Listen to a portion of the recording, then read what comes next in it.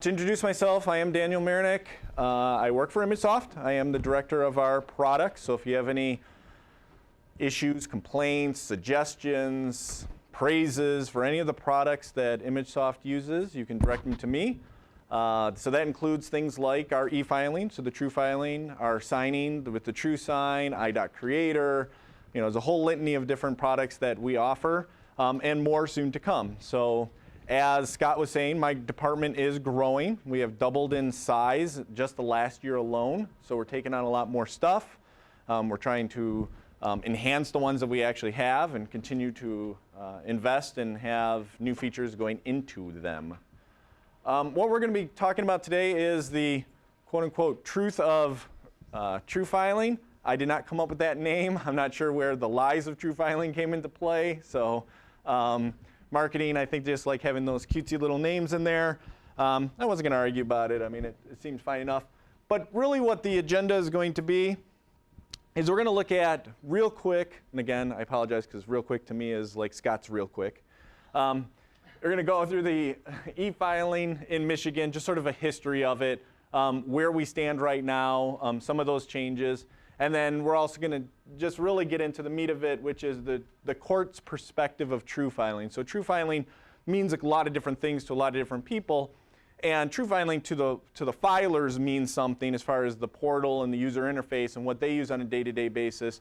But really what I want to get into is sort of why we believe that TrueFiling is very relevant and very important from the clerk's perspective. So looking at it from the behind the counter, behind the firewall, what's going on behind there, and what features it actually offers from that standpoint. And then just a real quick slide on future next steps. So the history. So I just want to go through a couple examples. So there are local administrative orders out there right now that have actually allowed pilot systems for e-filing. And there are only a handful out there. I think at one point there were only 7 total. A couple of them have already been shut down or stopped. A couple of them have been transitioned over. But really like the Third Circuit Court, so that's Wayne County. It's been effective since January of 2011, and it's going to expire in 2015. And the state has kind of made it clear that those local administrative orders, they're pilot systems. They have the rights to make them, change it over into a statewide system. They're doing civil case types, including appeals. They're not doing asbestos. So it's a limited sort of set of casework that they're doing. And it is a mandatory system. And this is actually, by one of our competitors. So we're not endorsing them or slamming them in any way, shape, or form. But it is a point solution, which means that if you are a filer into that Third Circuit, you're filing only into the Third Circuit, which has some benefits. It's certainly very customized to the Third Circuit, but it also has some drawbacks. The filers don't have a unified experience. They don't know. They have duplicated of data. They have to understand sort of the user interface for their particular system. The sixth district is very similar. So this is Oakland County. This is like the granddaddy of the Michigan e-filing. So they're the ones that started. It was effective, as you can see, 2010 was really a rebirth of it because they even had it back in like 2006, I believe. But the idea is that, again, this is another point solution. So it's very court specific. Again, done by the same system that the Third Circuit has, but they're not shared systems. So there's nothing that can actually let the filers sort of have a unified approach to it. They also are doing civil cases, some divorce without minor children, and they're doing limited divorce with minors. Again, the idea is that the state has mentioned that these pilot systems are soon to expire, and there's some statement as to whether or not they would actually be renewed or if they would be going to a statewide model. The Court of Appeals. So right now, they are also using the same type of system. It is not mandatory as it stands right now. All case types right now are included. It is a point solution. The key piece with this, and Scott alluded to this, is that this one is transitioning over at some point where they will be using the TrueFiling. So it is sort of a pilot system. And I say it's a pilot system in the sense that this is going to be the first one that's going to be on a state-hosted type platform. So the first one for that statewide electronic filing manager. So this is going to be a milestone for the state, given that this is going to prove out sort of what that shared service is, what that long-term prospect of having a one system for all the circuit courts to be able to join in as a back end to making the filer's experience, allowing different filing service providers to be able to have the filers be able to load in the content, but really having a single point for everybody to integrate when it comes to the clerks in the back end and the circuit court. So what I want to center on is really sort of why TrueFiling behind the scenes is very important, because from a statewide perspective, it really is going to be sort of that model that's going to be available or going to be used or sort of endorsed by that statewide system.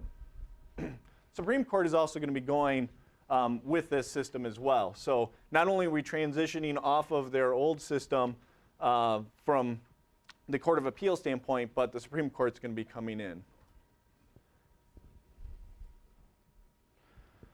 So that brings us to the ones that ImageSoft has sort of cut our teeth on. So you heard mention of the 13th Circuit Court.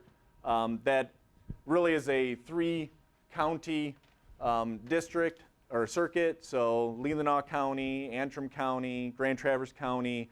You know, they share the 2 judges that are up there. What's phenomenal about them is that they're very progressive. They have gone completely paperless, as Scott mentioned. They have all case types. So it doesn't matter if it's criminal, doesn't matter if it's juvenile, civil, all the case types are actually electronically filed. The only thing that right now that the paper that comes over the counter would be for those pro se or pro per litigants, so the self-filing. And that's going to be addressed. Judge Rogers, who is the sponsor, you know, I guess the executive sponsorship that's required, he's very adamant that he wants to have, by the end of this summer, the pro per and the pro se to be completely paperless. So they are actually going from everything from the filer all the way down to the bench to being completely paperless.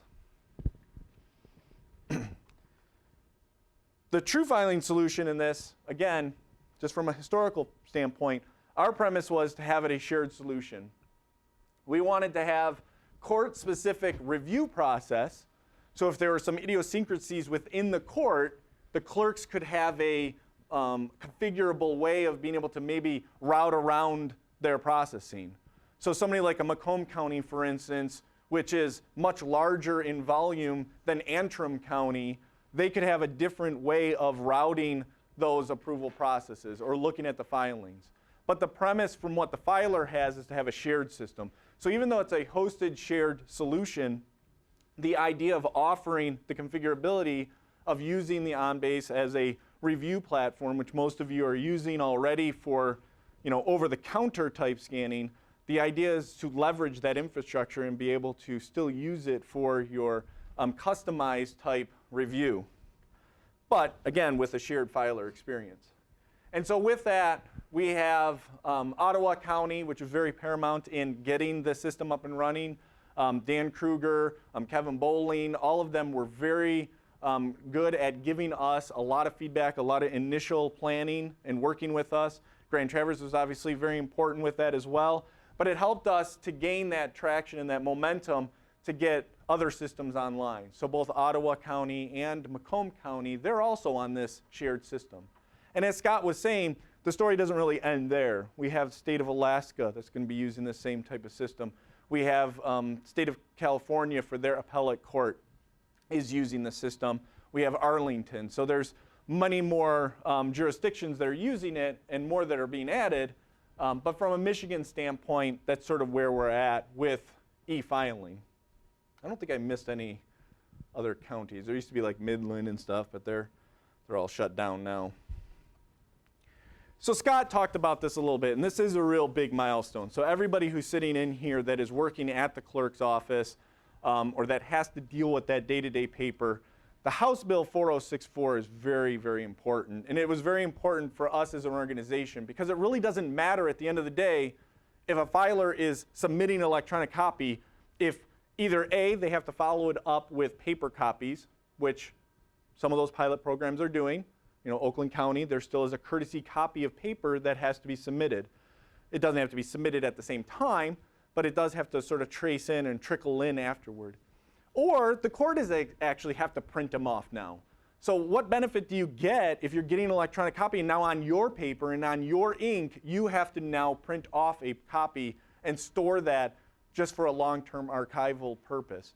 So 4064 eliminates all of that, and it really makes it so that it legalizes that storage of those case files. Now the next step is, as Scott was saying, it's changing now the court rules. We have some antiquated court rules about the long-term disposition and the availability and the retention policies along with it. And that's why, again, from an on-base perspective, from our clerk review, from the ability to get it into maybe an on-premise on-base system that you're already using for scanning, the whole concept of that retention that Bill was talking about during his, that's very key, because all of the rules in the Michigan court rules that are going to say after X number of years you're allowed to destroy, and what does it mean to destroy an electronic copy, a lot of those things are some of the features that on-bases either already have, or as Bill was saying, they're going to be expanding on a lot of those, because those are initiatives that are coming up more and more. And it's very important, though, because you don't want to be caught with paper. You could take it, shove it in the shredder, and hopefully it's all gone. There's that myth that there isn't the 15 other paper copies that were photocopied strewn about the entire office. But the thought is with an electronic, you have what was on a CD, what is maybe on a local person's machine, what is on a thumb drive. You still have all of those issues as well. So the Michigan court rules, they are changing those. There was actually something, I believe it was on the 28th of March, or May. It was a couple days ago. They had that public hearing over some of those court rules about some of this stuff. So we'll be able to see what the stuff is. So that's pretty much the history of TrueFiling. So hopefully, I probably should have my little clock up here so I know what time it is. All right. So from the truth about TrueFiling, again, I'm not sure where the lies were originally, but TrueFiling from the court perspective, I really want to center around some of the features, starting at the highest level and then drilling down into some real key nuggets of why TrueFiling is really important from you as a clerk perspective and interacting with your constituents, with the filers. So from a clerk review, the biggest thing is that we have now come to the adoption of really keeping things in a PDF format. In the past, when you were taking over the counter, you had paper, and the convention has always been, I'm going to scan it and I'm going to put it into the quote-unquote archive quality of TIFF image. And that really was the standard. I mean, for years upon years, all of the scanner manufacturers and stuff, it was all about optimizing to those TIFF images, black and white TIFFs. Well, now, first off, scanners are able to scan directly into a PDF, but more importantly, if somebody is filing a document electronically, they're going to be filing it most likely in a PDF format, or you're going to require it into a PDF format. And if they're generating that document through something like Word or Adobe themselves, or they're filling out a form that's already in Adobe, there's no reason to, A, have them print it and obviously you scan it. We've solved that now with e-filing. But the idea is that you could take that document as a PDF and not convert it into or keep it as a TIFF image. Because what it does is it loses some of the fidelity. You're losing the text searching capability that's inherent inside of those PDF documents. You're altering actually what that original document was. There may be some extra metadata that's associated with that document that might be lost in the translation. And you might also be losing things like bookmarks or any types of annotations that might be embedded inside that PDF. And so I know that there are judges out there that are now demanding again that when they look at a document that they can look at a table of contents or a bookmark or be able to add annotations in there. And so the idea is try to preserve that fidelity as it moves along. So there are a lot of key pieces about keeping things in a PDF format.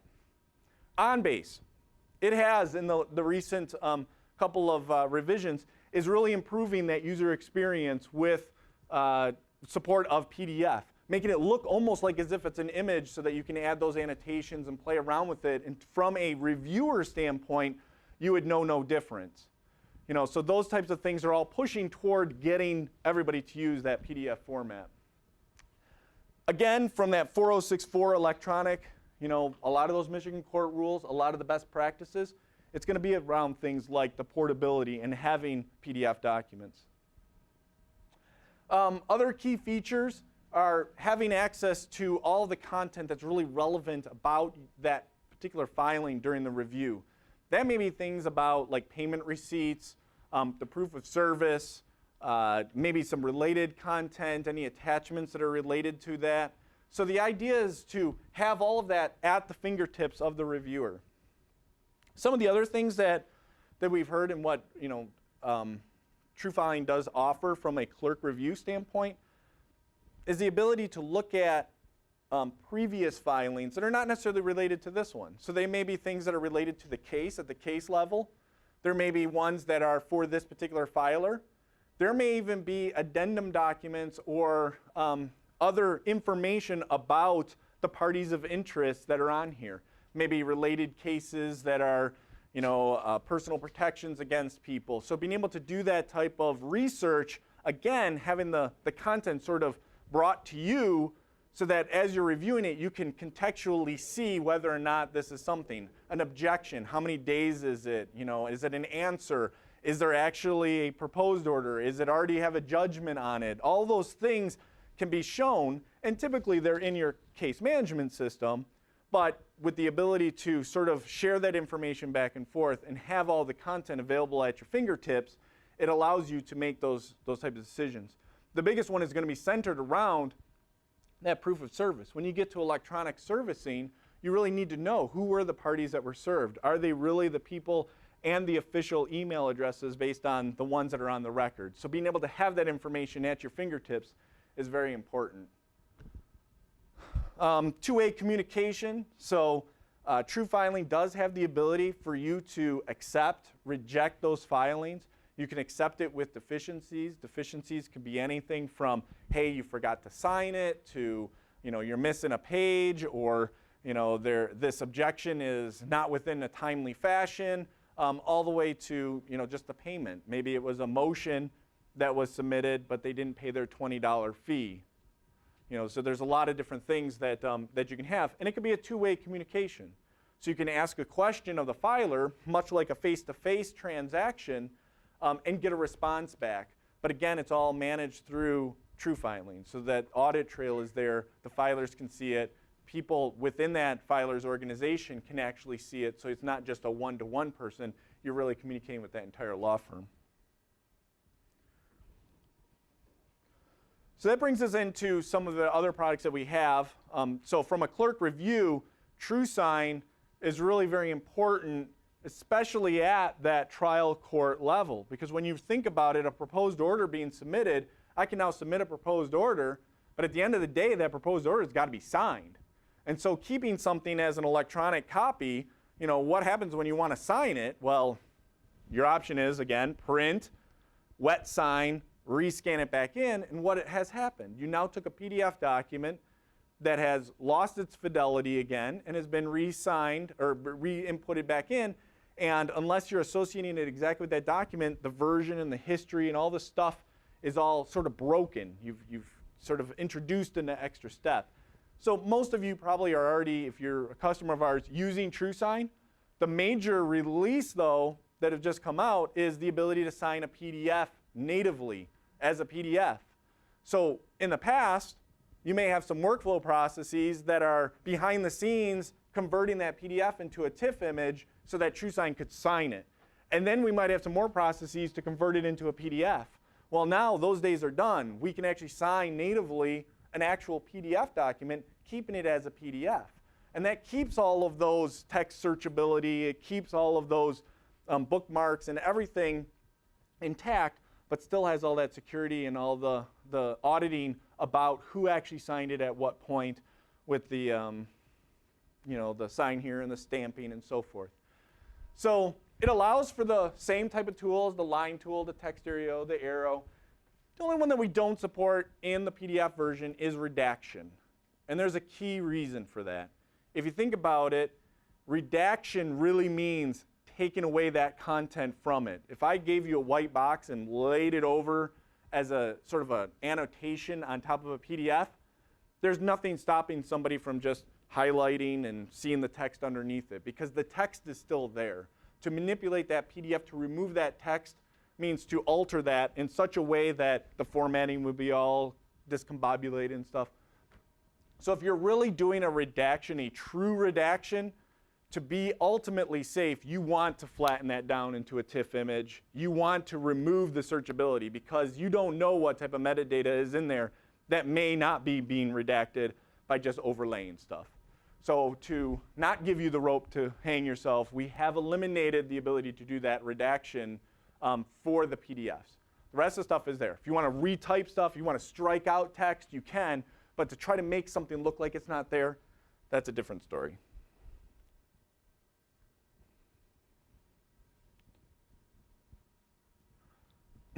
Judge view. So this is probably the one that everybody's waiting for, because this is that last mile. We've started with that middle part where you had, historically 5, 6, 7 years ago, we started with the clerks, and now we got all the process, and people are showing up with the paper and they're scanning. And then we realized, 2, 3 years ago that we need to address the filer's perspective. Let's get them involved. Let's get it electronic on the inbound. And the poor judge, is sitting on the other. There's no judges in here, are there? On their bench, think about it from their perspective. They're so used to that paper as well, everybody. I mean, we talked about it, we heard about it earlier. Change management is the biggest detriment to anything that's ECM related. And if you don't have the buy-in from the judge and you don't have something that's usable by them, then it's almost a foregone conclusion that it's going to be a failure at some point, and you're still going to be printing off the paper. And the biggest thing for what we see is the judges love to have something that they can hold on to.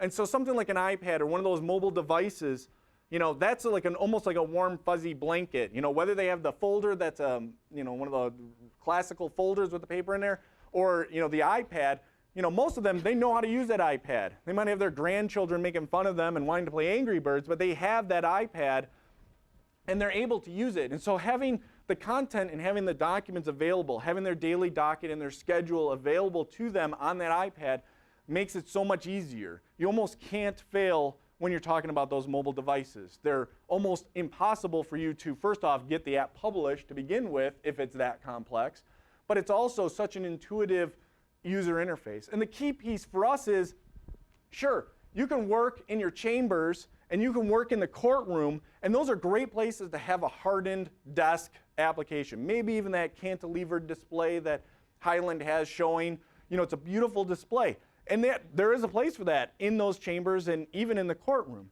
But to have that mobile device, when they're walking in the hallways, when they're doing the sidebar conversations, with the prosecutor, they need to have that paper. How many times does a judge sit there all day long behind, I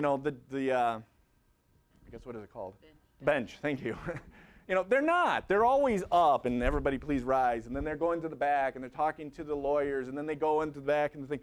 To give them the opportunity to have that paper with them in a digital format, to be able to talk and say, look, this is the document I'm talking about, to have their notes on there, and to be able to do some research on there while the cases are going on is very key. So that's one of the things that we're going to be able to do. The key feature that we're really looking at is communication with that existing on-base app, so that Unity client, to having it so that if they are using that hardened machine, that's the big display in the Unity client, to be able to say, okay, I'm looking at a document or a case on here, I want to push that to my device. So being able to move that onto the iPad so they can sit back and read the document how they want, or to be able to take it into that back office area to have a sidebar conversation. And simultaneously the other way, they might be coming from their chamber and have their documents, and it's almost like the little folder, and sit down at the bench and just say, all right, synchronize it and take me to the case that I'm working on right now. And it has some side benefits too.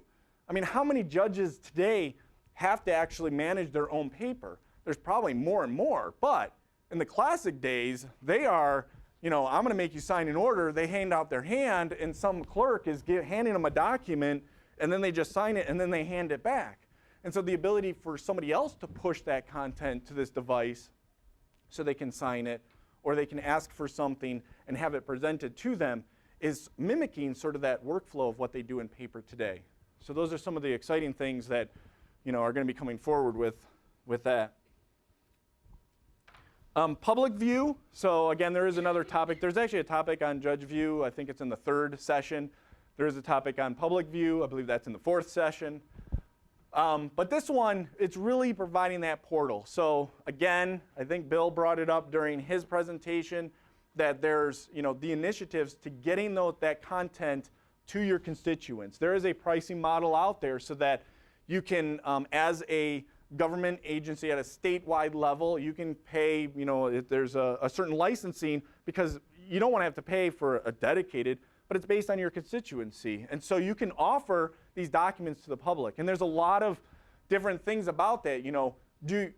How do you want to display that information? Do you want to give the thumbnails that are somewhat redacted?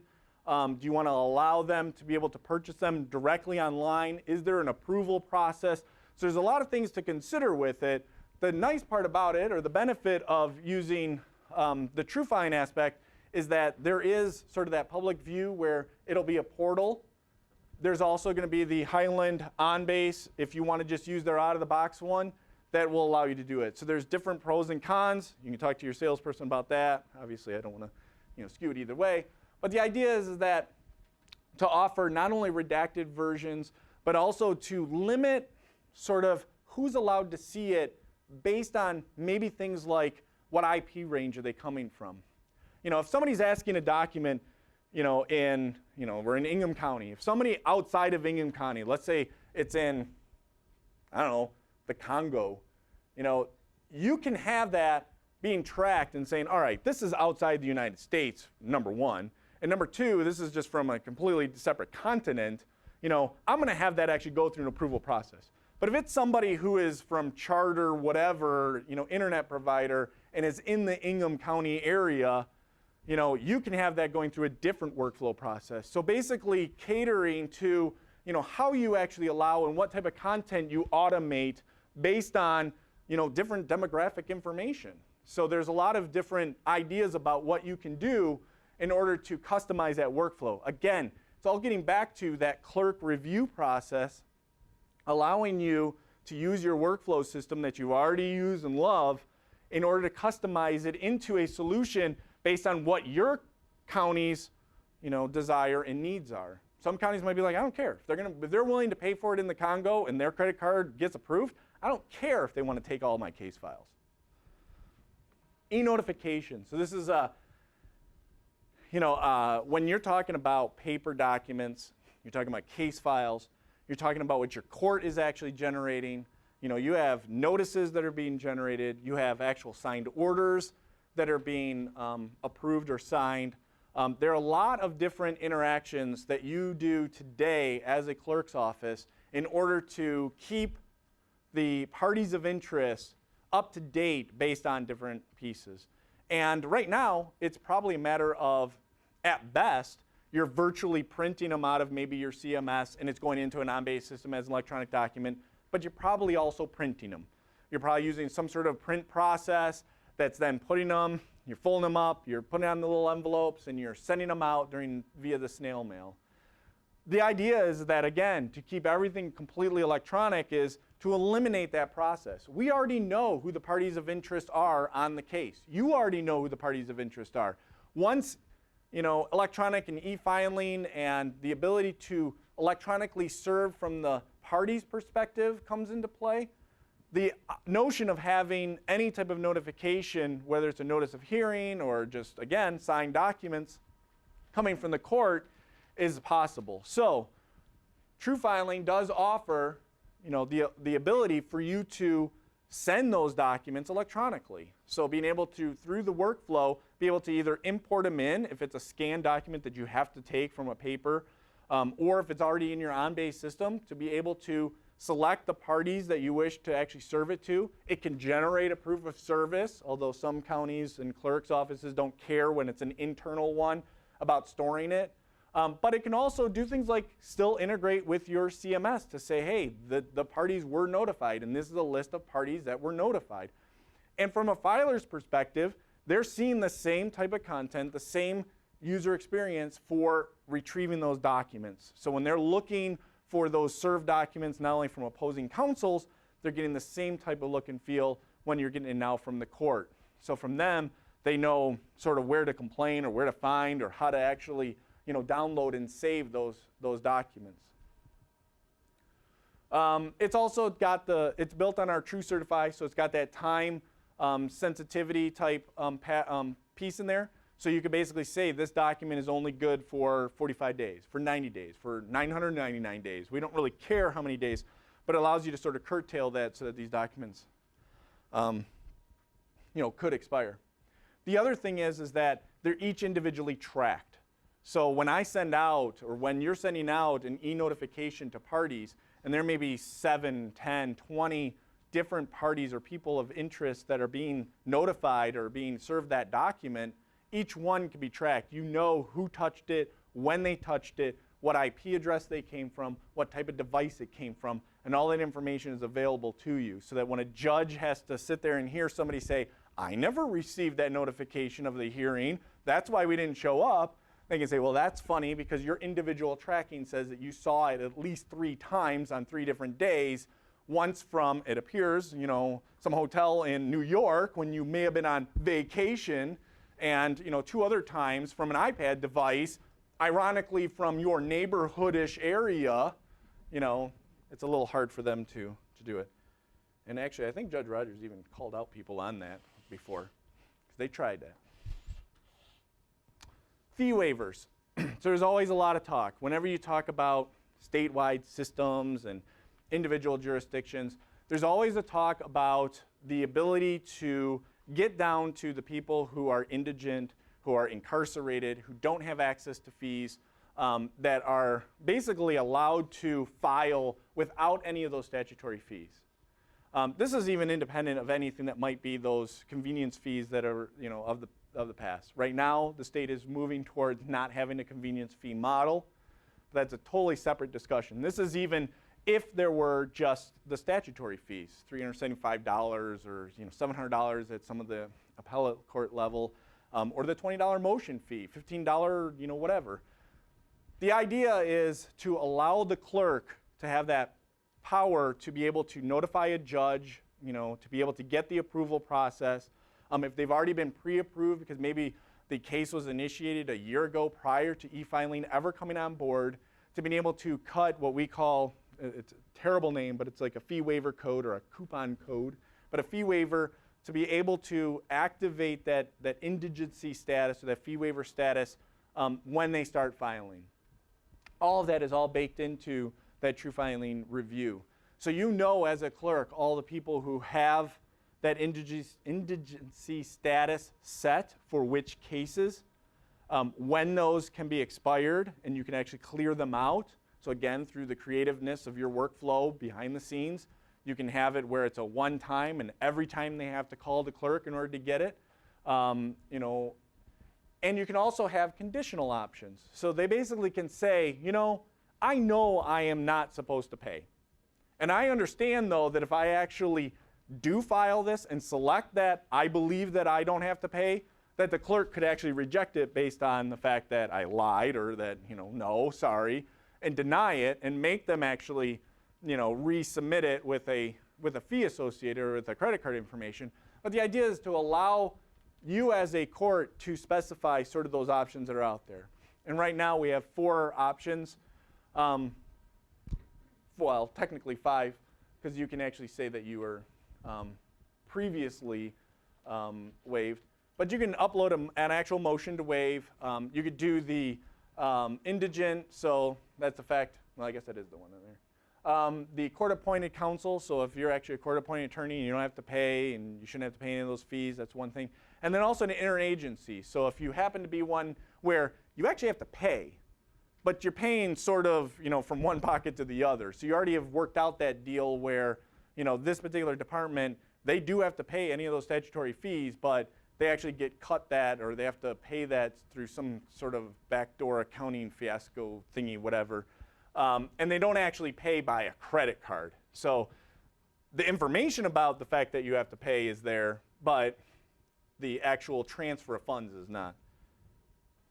This one I think is going to be the most interesting when it's all said and done, because this is going to take a lot of effort on the courts and the individual counties.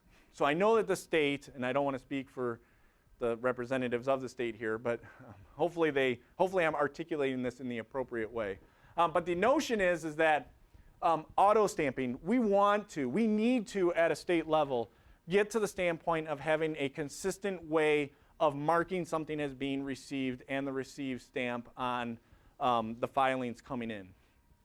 So from the perspective of, the appellate, for instance, the idea is to have sort of maybe the upper right-hand corner in blue being able to stamp that it's been received. And then if it gets bound over or gets pushed over to the, I guess Supreme Court's on that side, so the Court of Appeals on the bottom corner. But the idea is having different sections of the document that each individual court. So the trial court might get, I don't know if the jury's out on this, no pun intended, to have maybe the trial court up in the upper, the upper side, But basically what this will allow is if everybody agrees on sort of the nomenclature of it, it's going to make our documents a lot cleaner. Because right now, who knows where those stamps are? They're stamped all over the place, and then there's stamps on top of stamps, and then there's scanned images of stamps on top of stamps.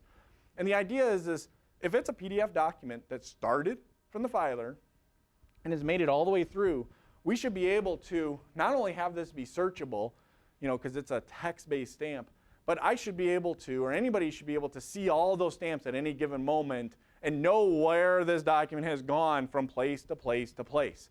There's no reason to overlay and to have all these other things in there. So one of the initiatives that we have, obviously proving it out from the Supreme Court and the Court of Appeals side, is to really get, perpetuate, I guess, what standard they've already started.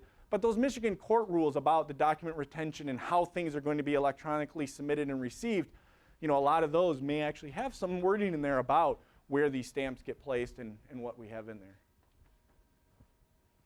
So bundle validation. So one of the earlier complaints about TrueFiling or just e-filing in general, not only from the clerk's standpoint but also from the filer's standpoint, is really kind of knowing what the heck am I supposed to put in this envelope, in this, when I'm creating a filing. Do I do a motion? Do I do this answer? This is additional motion, blah, blah, blah. There's all this information about, what actually are you expecting me to put in and which of these options do I choose?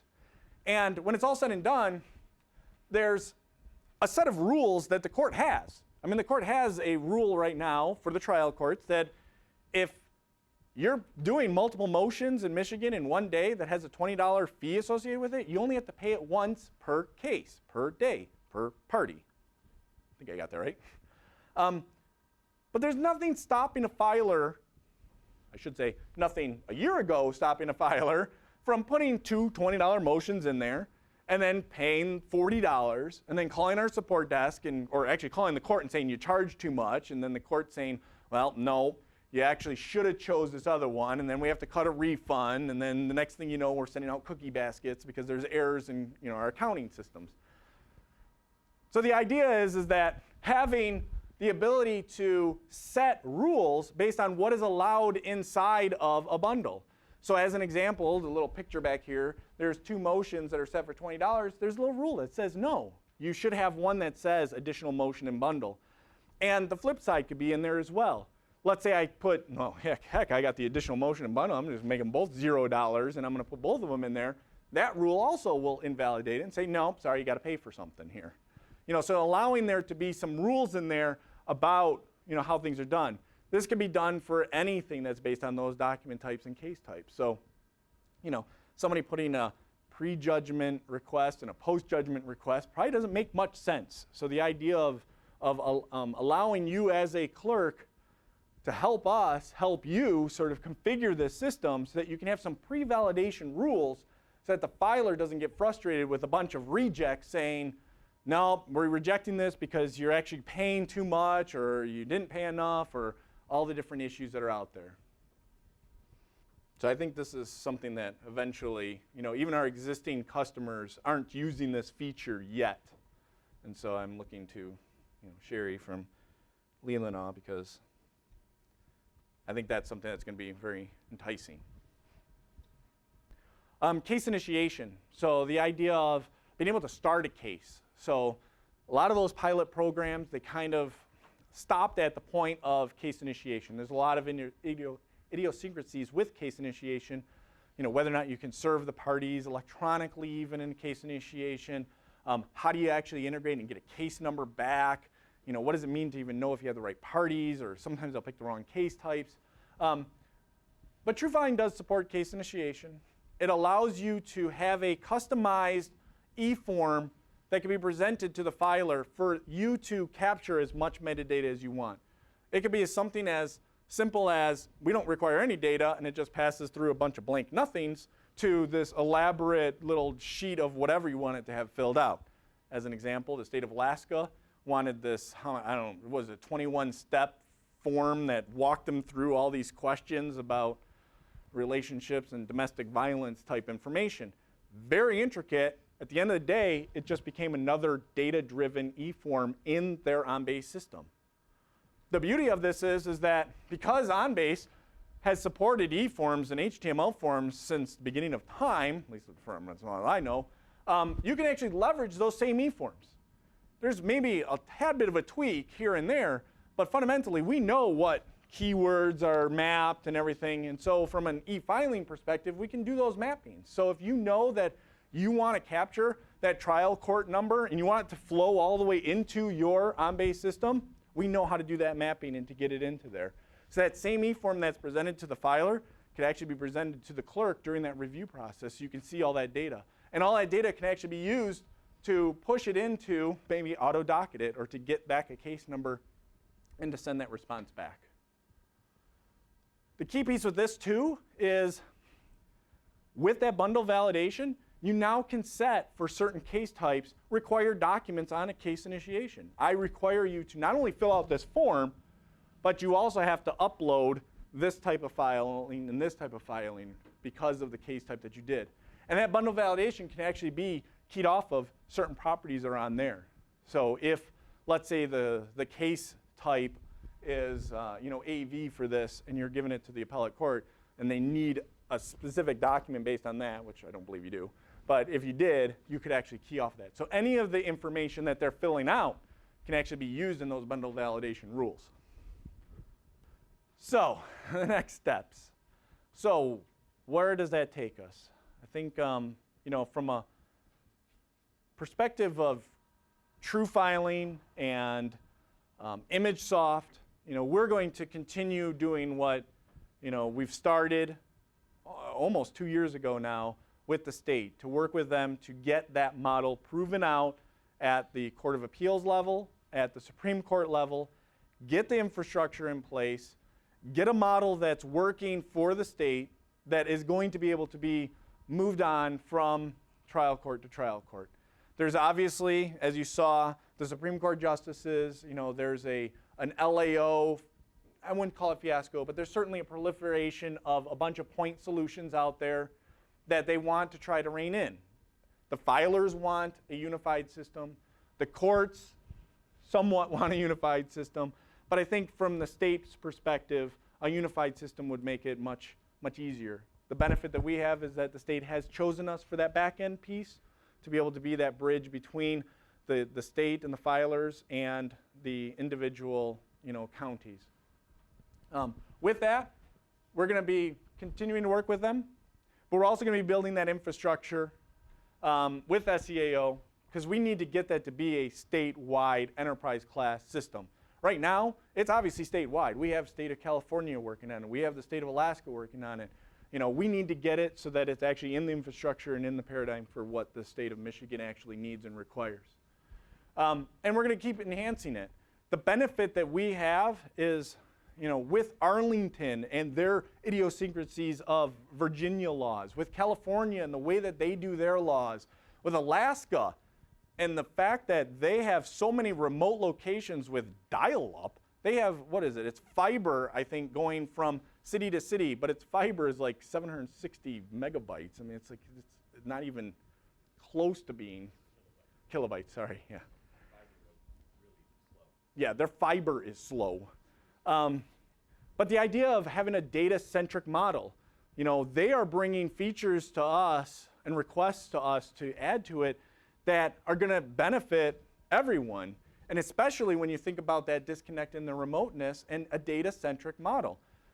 Filling out a proposed order might mean filling out an actual form online and not even worrying about an actual document being created. Maybe it's data only being passed over and reconstituted. Being able to also, a lot of the things that we're seeing, when you look at what our competition does, when you look at everybody loves and everybody says, oh, can't you be Pacer and everything's Pacer. Pacer's a federal model. That's a unified system. They have some luxuries that they could do. But there are some features in that Pacer model that are very, very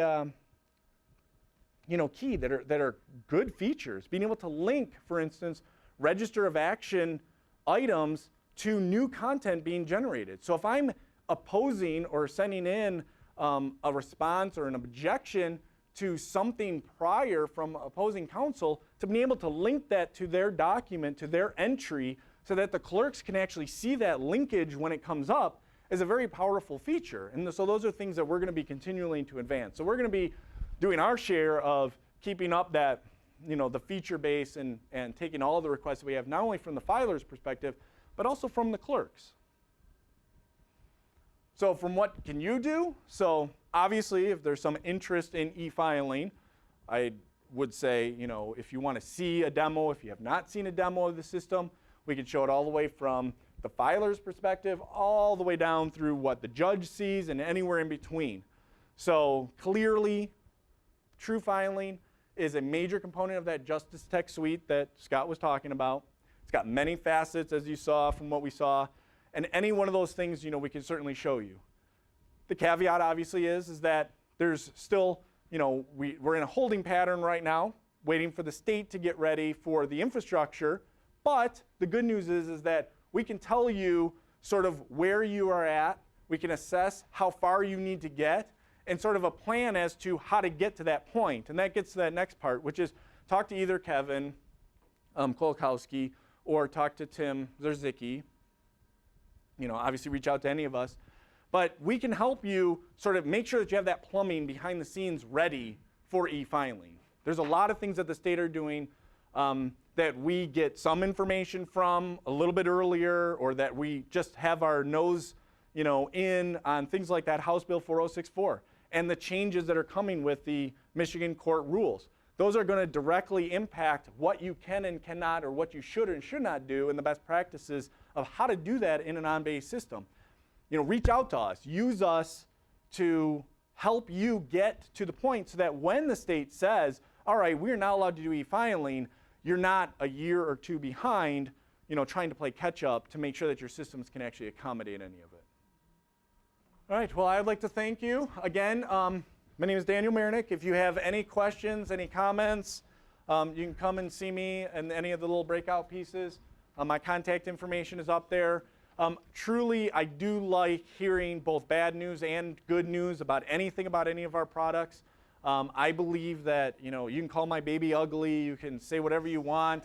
Obviously, I'd like to hear good information, but I also like to know what's not working, because that's the only way we're going to make it better. I'd rather have you be that squeaky wheel to tell us what we need to improve on than to have to suffer day to day with something that's just not working for you. So thank you again for your time. Enjoy the rest of the show.